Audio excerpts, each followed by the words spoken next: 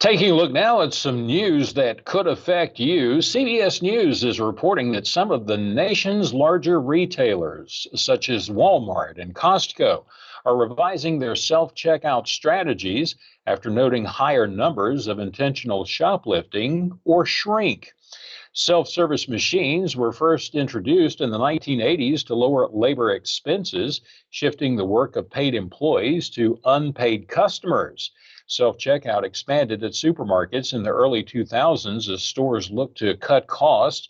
And during the pandemic, many shoppers used self checkouts for the first time to minimize close interaction with employees and other customers. But now retailers are rethinking self checkout. They have found that self checkout leads to higher merchandise losses from customer errors and shrink than human cashiers, bringing up customers.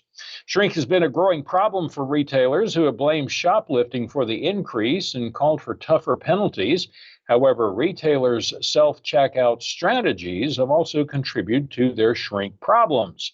One study of retailers in the United States, Britain, and other European countries found that companies with self checkout lanes and apps had a loss of about 4%, more than double the industry average.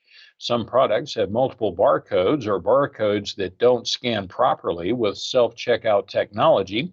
Other customers take advantage of the lax oversight at the self checkout aisles and have developed techniques for stealing.